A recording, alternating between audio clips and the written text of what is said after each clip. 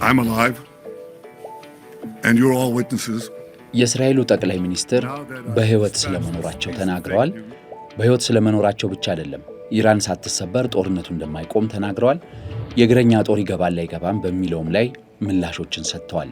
ይህ ጦርነት የኢኮኖሚ ጦርነት ከሆነ ሰነባብቷል። አሁን ግን አክርሮ መጥቷል። ይህንን ጉዳይ ዛሬ በስፋት እንመለከተዋለን። የቅዳሜ ገበያ የዩቲዩብ ቻናል ነው እየተከታተላችሁ ያላችሁት። ቻናላችንን ሰብስክራይብ አድርጉ። አዳዲስ ትንታኔዎችን ደግሞ ስናቀርብላችሁ ቶሎ እንዲደርሷችሁ የደወል ምልክቱን ተጫኑ። ቅዳሜ ገበያ። ከሰሞኑን የነበሩት ጥቃቶች አዲስ መልክ ይዘዋል። የምንገኘው 3ኛ ሳምንቱ ላይ ነው። የዚህ ጦርነት 20 ቀን አለፉ ማለት ነው። ባለፈው ሰኔ ላይ 12 ቀን ነበረ ጦርነት ያደረጉት እነዚህ ኃይሎች። አሁን 20 ቀን ሆኗል። አሜሪካ ሙሉ በሙሉ የገባችበት ጦርነት ነው። ከመጀመሪያው ጀምሮ እስራኤል በርካታ ኢላማዎችን እየደበደበች ነው። አዳዲስ ኢላማዎችንም መታለች። ለምሳሌ በካስፒያን ባህር ያልተጠበቀ ነው ይሄ። በካስፒያን ባህር ጥቃት ፈጽማለች። ይህንን ጥቃት ኢራንም ስታብራራ አዘርባጃን የሚገኙ የጦር ካምፖችን ተጠቅማ ነው እስራኤል ያጠቃችኝ የሚል ነው ሀሳቧ። ምክንያቱም ከእስራኤል ድረስ ሚሳኤሎች ወደ ካስፒያን ባህር ሊወነጨፉ አይችሉም የሚል እምነት አላት ኢራን። እንግዲህ የተሳተፉት ሀገሮች ቁጥር እየበዛ መጥቷል በሚል ነው የሚያስቀምጡት። የገልፍ ሀገራትም ጦሱ እየወረደባቸው ያሉት ሀገራት ናቸው። አሁንም በተለይ የተባበሩት አረብ ኤምሬትና ኳታር ዋነኛ ኢላማ ሆነዋል። በተለይ ኳታር። በጦርነት ውስጥ አዲስ ክስተት የተባለው የእስራኤል ጦር የኢራንን የጋዝ ጣቢያ መምታቱ ነው። ይሄ የጋዝ ጣቢያ ሳውዝ ፓርስ ይባላል። ሳውዝ ፓርስ የሚባለው የጋዝ ጣቢያ ኢራን ወደ 57 ሚሊየን ኪዩቢክ ሜትር ጋዝ ነው የምትሸጥበት ከዚህ ቦታ ላይ ተብሎ ይታመናል። በሌላ በኩል ደግሞ የኳታርን ቦታ ነው ይሄ ቦታ። ኳታርና ኢራን በጋራ የሚያስተዳድሩት ነው። ኳታር እንደ ኢራን ማዕቀብም ስለሌለባት ከ560 ሚሊየን ኪዩቢክ ሜትር በላይ ጋዝ የምትሸጥበት ቦታ ነው። ይህንን ቦታ እስራኤል መጥተዋለች። ይህ ቦታ ደግሞ በጣም አሳሳቢ የሚያደርገው ከዚህ የሚወጣው ጋዝ የኢራንን 80 በመቶ ኤሌክትሪክ የሚሸፍን ነው። ስለዚህ የኢራን ሕዝብ ጨለማ ውስጥ እንዲውል ነው የተፈረደበት ብሎ መናገር ይቻላል። ግን የእስራኤል ጦር እንዳሳወቀው ለማሳያነት ነው እንጂ የመታ ነው ሙሉ በሙሉ አልመታንም። ስለዚህ ከዚህ ቦታ ላይ ያደረስነው ጉዳት 12 በመቶ የሚሆን ብቻ ነው ብላለች እስራኤል። ስለዚህ በኃይል የተመታ አይደለም ይሄ ጣቢያ በሚል ነው የተናገረችውና ግን ምን ማድረግ እንደምንችል ማሳያ ነው የሚል ነው። ለእኔ ግን ይሄ የጦርነቱ አዲስ ገጽታ ነው።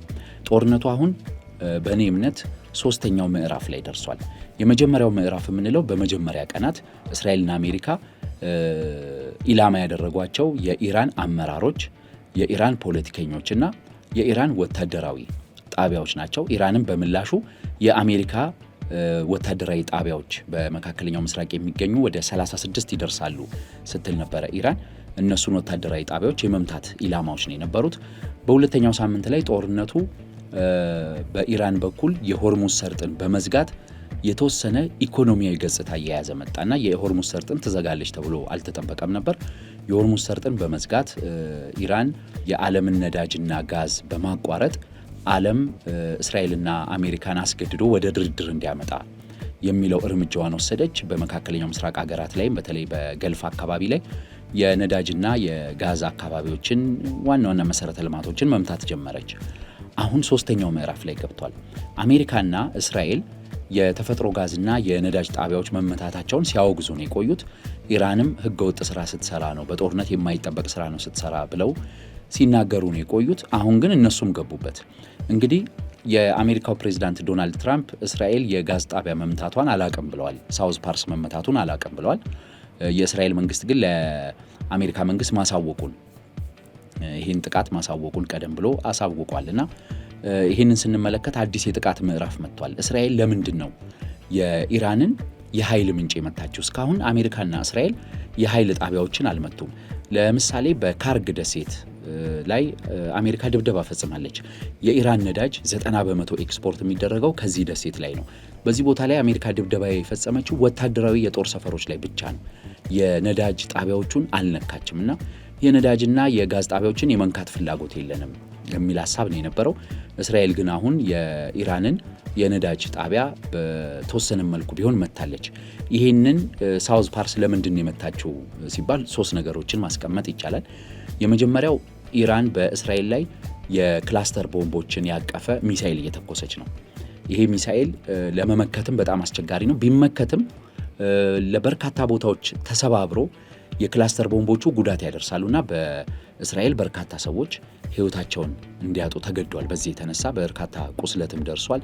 ብዙ ፋሲሊቲዎችም ተመትተዋል እና እስራኤል በዛ ብስጭት ነው የተኮሰችው ወደ ጋዝ ጣቢያው የሚል ነው። ዶናልድ ትራምፕም እንደዛ ነው ሲሉ የነበረው። ሁለተኛው የኢራን በተጠበቀው ጊዜ አለመንበርከክ ነው። የኢራን ኃይሎች ጥቃት መፈጸማቸውን ቀጥለዋል። የኢራን አብዮታዊ ዘብ በ31 ግዛቶቿ በኢራን ተደራጅቶ ያለ ነው። ሁሉም የየራሱ ታርጌት አለው። ሁሉም የየራሱ ኢላማ ተሰጥቶታል። የራሱ ሚሽን አለው። ስለዚህ ከማዕከል መሪ ቢቋረጥበት እና ከመሪ ጋር ባይገናኝ እንኳን ጥቃት መፈጸም ይችላል። በዛ መልኩ የኢራን ጥቃት እንደቀጠለ ነው እየታየ ያለውና ኢራንን ለማንበርከክ ከህዝቡ ገፋ ያለ ጫና ያስፈልጋል የሚል እምነት በእስራኤል በኩል መኖሩን ያመላከተ ነውና ህዝቡ እንዲነሳና ህዝቡ እንዲቃወም የህዝቡን የኃይል መሰረተ ልማት በመንካት ማህበረሰቡ በኢራን ላይ ቁጣ እንዲያነሳ የሚደረግ እንቅስቃሴ ነው ብሎ መጥቀስ ይቻላል። በነገራችን ላይ ይሄ ስልት ሊባኖስ ላይ እየተፈጸመ ባለው ዘመቻ ሲከናወን እያየነው ነው። በሊባኖስ በተለይ በቤሩት ያሉ የእስራኤል ድብደባዎች በጣም የህዝቡን ኑሮ እያቃወሱ በመሆናቸው ማህበረሰቡ ሂዝቦላን እያማረረና እያወገዘ ነው በአሁን ሰዓት የሚገኘው።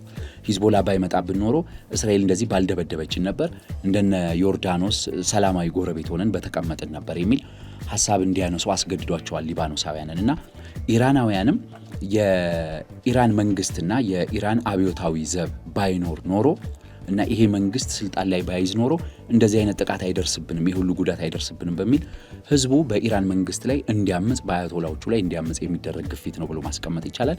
ምናልባት ሶስተኛ ምክንያት ብዬ ማስቀምጠው ተስፋ መቁረጥም አድርገን ልናየው እንችላለን። የእስራኤልና የአሜሪካ ዘመቻ የተጠበቀውን ፍሬ አለማፍራቱ፣ እንዲያውም አንዳንዴ ባክፋየር ማድረጉና አሜሪካና እስራኤልን የሚያስወግዙ በርካታ ነጥቦች እየተነሱ መምጣታቸው ከተለያዩ ሀገራት በኩል እስራኤል በንዴት ይህንን ጥቃት ፈጽማለችም ብለን መመልከት እንችላለን። ግን ከዚህ በኋላ እስራኤል ሌሎች የጋዝ ፋሲሊቲዎችን ወይም ደግሞ የነዳጅ ጣቢያዎችን አልነካም፣ ይህንን ለማሳያ ነው የመታወት ብላ ማቆሟ ይታወቃል።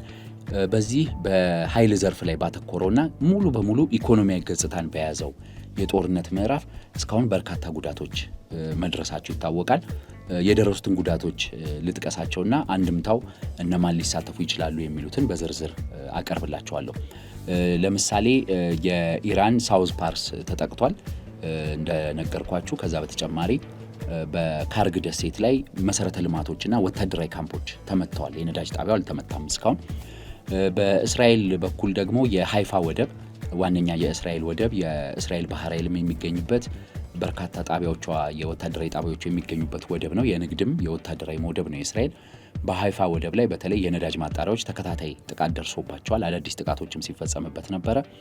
የተባበሩት አረብ ኤምሬት በ5 ጣቢያዎች ላይ ከኢራን በኩል ጥቃት የደረሰባት ሲሆን በተለይ ሀብሻን ጋዝ እና የፉጅራ ደሴት ላይ እንዲሁም የዱባይ ኤርፖርት ላይ የተፈጸሙ ጥቃቶች ግዙፎቹ ናቸው። በኩዌት ደግሞ ሚና አልማሃዲ ላይ እና ተጨማሪ ሌላ ማጣሪያ ላይ እንደዚሁ ጥቃት ደርሶባታል በኢራን በኩል።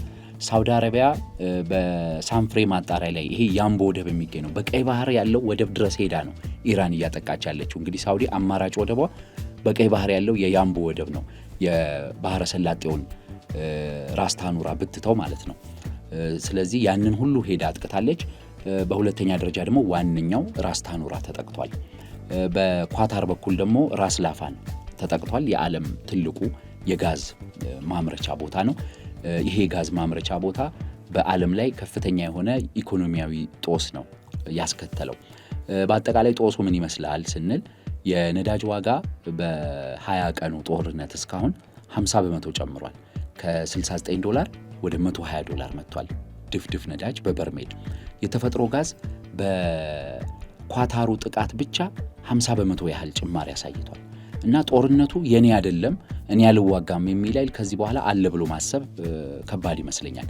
በሳውዲ አረቢያ የተሰበሰቡት የአረብ ሀገራት ሚኒስትሮችም ጠንካራ መልእክትን ያስተላለፉትና እየተገደድን ነው ራሳችንን ከመከላከልና ሚሳኤሎችን ከማምከን አልፈን ወደ ኢራን ጥቃት ለመሰንዘር እየተገደድን ነው፣ የገልፍ ሀገራት ወደ ጦርነቱ ይገቡ ይሆን የሚለው የሚጠበቅ ሁኔታ ነው። ሁለተኛው የአውሮፓ ሀገራትስ ወደ ጦርነቱ አይገቡም ወይ ነው። የአውሮፓ ሀገራት እስካሁን ከአሜሪካ ጎን አልተሰለፉም። አሜሪካ ጥሪ ብታቀርብላቸው እንደ ስፔን ያለ ሀገር ደግሞ ፊት ለፊት ተቃውሞውን አሰምቷል። የአውሮፓ ሀገራት ከዚህ በኋላ ጦርነቱ ይነሱ አይደለም ወይ? ከሩሲያ ጋር ባላቸው ግጭት አብዛኛውን ጋዝ ይገዙ የነበረው ከኳታርና ከገልፍ ሀገራት ነው። ስለዚህ አሁን የአውሮፓ ሀገራት ወደ ጦርነቱ መግባታቸው የማይቀር እንደሆነ በርካታ ተንታኞች እየተናገሩ ነውና የአውሮፓ ሀገራት ጦርነቱ የኔ አይደለም እያሉ ነው። ግን አሁን የነሱ ነው። እያንዳንዱ ቤት እየገባ ነው ይሄ ጉዳት አይደለም። አውሮፓ የሚያካክል ትልልቅ ኢኮኖሚ የሚያንቀሳቀስ ሀገር እኛም ሀገር ላይ ተከታታይ የነዳጅ አጠቃቀም ማስጠንቀቂያዎች፣ ማሳሰቢያዎች እየተሰጡ ነው። በቀጣይ ቀናት ምን እንደሚፈጠርም አናውቅም በሀገራችንና እኛን ራሱ የሚመለከተን ጦርነት ነው። መፍትሄ እንፈልጋለን። እኛ አቅም የለንም ጦርነት ውስጥ የመሳተፍ ግን አውሮፓውያኑ ግን የሆርሙዝን ሰርጥ ለማስከፈት እንቅስቃሴ ያደርጋሉ ብዬ እጠብቃለሁ። በዚህ ጦርነት ግን እንደ አትራፊ የሚታዩት ቻይናና ሩሲያ ናቸው። ሩሲያ አሁን ተፈጥሮ ጋዝ በቅናሽ እሸጥላችኋለሁ ብላለች እንዲያውም ለአውሮፓውያኑ። ቻይና ደግሞ ያላትን የጋዝ ክምችቶች ወይም ያከማቸቻቸው ማለት ነው የተፈጥሮ ክምችቶቿ ሳይሆኑ በግዢ ያከማቸቻቸው መጠባበቂያዋል ወደ ውጪ እንዳይሸጥ የነዳጅም የጋዝም ክምችቶች ውሳኔ ያሳልፋለች። በዛ እየሄደች ነው። በነገራችን ላይ የነዳጅና የጋዝ መስተጓጎል የነዳጅና የጋዝ ብቻ እንዳልሆነ በተደጋጋሚ አቅርበነዋል። ግን ዛሬም አንዳንድ ነጥቦች ልጥቀስላችሁ። አንደኛ ከነዳጅና ከጋዝ በተጨማሪ ማዳበሪያ የዓለም 1/3 ማዳበሪያ ከዚህ ቦታ ነው የሚመጣው። የአፈር ማዳበሪያ የተፈጥሮ ጋዝ ተረፈ ምርት መሆኑ ይታወቃል። ስለዚህ እሱ ላይ ከፍተኛ ጉዳት ደርሷል። እኛን የሚመለከት ነው። በሁለተኛ ደረጃ ዓለምን የሚያሳስበው የአሞኒያ እጥረት ነው። አሞኒያ እጥረት ምንድን ነው? አሞኒያ ፈንጂዎች የሚሰሩበት ነው። ፈንጂዎች ስል ይሄ የጦር መሳሪያው ፈንጂ ብቻ ሳይሆን ለግንባታዎች የሚያስፈልጉ ተራሮችን እየናዱ መንገድን፣ ግድብን፣ ድልድዮችን ለመስራት የሚያስፈልጉ ፈንጂዎችም እጥረት እየገጠመ ነው በዓለም ላይ እና የኮንስትራክሽን ኢንዱስትሪው ራሱ ሊስተጓጎል ይችላል ማለት ነው። በሶስተኛ ደረጃ ደግሞ ሂሊየም የሚባለው ጋዝ ነው። በነገራችን ላይ ስለ ሂሊየም ጋዝ በደንብ እንድትከታተሉ ፈልጋለሁ ተከታታዮቻችን ይህንን ጉዳይ። ሂሊየም ጋዝ ማለት በነገራችን ላይ አንደኛ በጤናው ዘርፍ ላይ በተለይ እንደነ ኤምአርአይ ባሉት የጤና አገልግሎቶች ላይ ጥቅም ላይ የሚውል ነው ሂሊየም።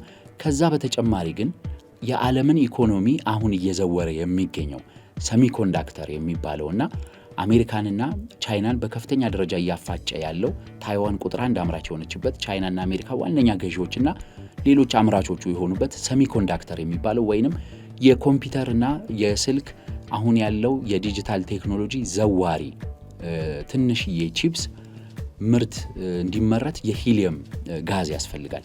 ሂሊየም ደግሞ የተፈጥሮ ጋዝ ውጤት ነው እና የሂሊየም ምርት ተስተጓጉሏል እና ዓለም ላይ ያልተስተጓጎለ ነገር የለም። በአራተኛ ደረጃ የፔትሮኬሚካል ምርቶችን መጥቀስ ይቻላል። የታሸገ ውሃ ዋጋ እንኳን አዲስ አበባ ውስጥ መናሩን የሚታወቅ ነው። በቅርቡ በእያንዳንዱ ዋጋ እኮ 30 ብር ይሸጥ የነበረ ዋጋ 35 ብር እንደዚህ እየተሸጠ ነው በአሁኑ ሰዓት እና የፔትሮኬሚካል ውጤቶች ከፍተኛ ጫና እያረፈባቸው ነው። ስለዚህ ይሄ ጦርነት የሁላችንም ጦርነት ነውና ማን ከዚህ በኋላ እጁን ይሰበስባል ብሎ መገመት በጣም የዋህነት ይሆናል። ብዙ ሀገሮች እንደሚሳተፉበት የሚያጠራጥር አይመስለኝም። ሌላኛው ሁለት እንድትመለከቱና ትኩረት እንድትሰጡ የምፈልገው ሁለት ስሞችን ነው። አንደኛ ራስ ላፋን፣ ሁለተኛ ራስ ታኑራ። ራስ ላፋን ማለት ኳታር የሚገኘው የዓለም ግዙፉ የጋዝ ማምረቻ ቦታ ነው። አሁን በኢራን የተወሰነ ጉዳት ደርሶበታል። 17 በመቶ የኳታርን ምርት ያስተጓጉላል ተብሎ ይጠበቃል። ይሄ ቦታ ለጥገና ብቻ ከ3 እስከ 5 ዓመት ይፈጅበታል። ጉዳቱ ብቻ $20 ቢሊዮን ነውና የጋዝ ምርት ተስተጓጎለ ማለት ቅድም የጠቀስናቸው ምርቶች በሙሉ ይስተጓጎላሉ። ሁለተኛው ራስ ታኑራ ነው። ራስ ታኑራ አሁንም ጥቃት አለበት። በተወሰነ መልኩ ስራውንም አቁሟል። የዓለም ግዙፉ የነዳጅ ማውጫ ቦታ ነው። ይህም የሚገኘው በሳውዲ አረቢያ ነው። በገልፍ ባህረ ሰላጤ ላይ የሚገኝ ነው። ራስ ታኑራ ላይ የደረሰ ጥቃት የዓለምን ኢኮኖሚ የሚያሽመደምር ጥቃት መሆኑ የማይቀር ነውና ኢራን አሁን ጥቃቷን እያስፋፋች ሁለቱ ጣቢያዎች ላይ የምትሰነዝር ከሆነ አሜሪካና እስራኤል በእርግጠኝነት መናገር ይቻላል የኢራንን የነዳጅ የጋዝ እና ሌሎች ከኒኩሌርና ከሚሳኤል ፋሲሊቲ ያለፉ ጣቢያዎችን ከመደብደብና የቦምብ ናዳቸውን ከማውረድ ወደ ኋላ የሚሉ አይመስለኝም። ሌላ ማየት የምፈልገው በዛሬው ቆይታችን የእግረኛ ጦር ይገባል አይገባም የሚል የተለያየ አስተያየት ተሰጥቷል። የእስራኤሉ ጠቅላይ ሚኒስትር እግረኛ ጦር ሊኖር እንደሚችል አመላክቷል። እስካሁን ኔታንያሁ የእግረኛ ጦር ወደ ሊባኖስ ልከዋል። በታንክ የታገዘ ጦር ልከዋል። የሂዝቦላን መሰረተ ልማቶች ለማውዳደም ወደዛ ሄደዋል። እስካሁን ወደ 1000 ሰው የሚሆን በሊባኖስ ሞቷል። የሊባኖስ ጦርነት ብዙ እየተወራለት አይደለም። እጅግ በጣም የሚያሳዝን ህዝብ ነው የሊባኖስ ህዝብ። በነገራችን ላይ በዚህ ባለፉት 5-6 ዓመታት መንግስት ፈርሶበት ሂዝቦላና እስራኤል የሚቀጣቀጡበት የደም መሬት ከሆነ ሰነባብቷል። ያን የመሰለ የአረቡ ዓለም የጥበብና የአርት ሴንተር የነበረ ቦታ ማለት ነው ሊባኖስ። ከሊባኖስ በተጨማሪ ደግሞ በኢራን ላይ የእግረኛ ሰራዊት ሊኖር ይችላል ብለዋል ጠቅላይ ሚኒስትር ኔታንያሁ። ዶናልድ ትራምፕ ደግሞ የአሜሪካ ወታደር አይኖርም፣ በእግረኛ አይዘምትም የሚል ሀሳብ አቅርበዋል። እንግዲህ በእግረኛ ካልታገዘ የኢራንን መንግስት መቀየር ከባድ ነው የሚሉ ትንታኔዎች አሉ። ኢራን ግን እንደ አፍጋኒስታንና እንደ ኢራቅ አይደለችም። የእግረኛ ጦር በቀላሉ ሊገባበት የሚችል አይደለም። በጣም ሰፊ ሀገር ነው። በጣም የተደራጀ እግረኛ ወታደር ያለበት ሀገር ነው። ተራራማና ለጦርነት የማይመች ሀገር ነው የሚሉ ትንታኔዎች አሉ። ቢያንስ ግን በእኔ እምነት በሁለት ቦታዎች ላይ እግረኛ ሰራዊት ሊገባ ይችላል፣ ወይም ስፔሻል ኮማንዶ ሊገባ ይችላል። አንደኛው የኢራን የኒኩሌርን ኃይል ለመምታት ነው። የኢራን የኒኩሌር ኃይል እስካሁን እየተመታ ያለው በጣም በተጠና መልኩ ነው አሜሪካና እስራኤል የሚመቱት። ይህን ስጋታቸው በ60 በመቶ ደረጃ የተብላላ 450 ኪሎ ግራም የዩራኒየም ንጥረ ነገር እንዳለ ይታወቃል። ይህንን ዩራኒየም እስራኤልና አሜሪካ ለመውሰድ እንደሚፈልጉ ይታመናልና ይህንን ለመውሰድ ስፔሻል ኦፕሬሽን ሊልኩ ይችላሉ ተብሎ ይታሰባል። ይሄ ግን የት እንዳለ እስካሁን ስለማይታወቅ ኦፕሬሽኑ መቼ ይደረጋል የሚለው አነጋጋሪ ነው። ሁለተኛው የእግረኛ ሰራዊት የሚጠበቅበት የካርግ ደሴት ነው።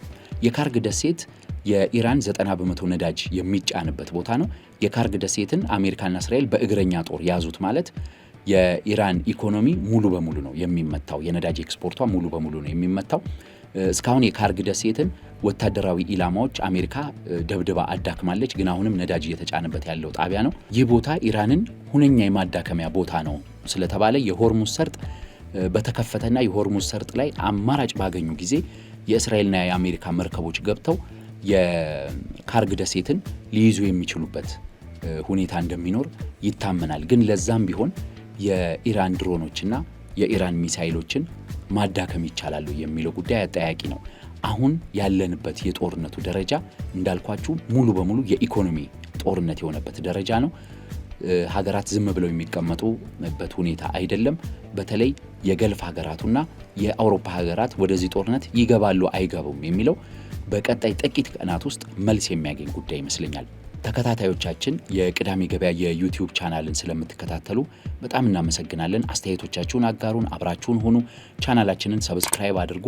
ትኩስ ትንታኔዎች እንዲደርሷችሁ ደግሞ የደወል ምልክቱን በመጫን ወዲያው አዲስ ቪዲዮ ስንጭን እንዲደርሷችሁ ይሁኑ።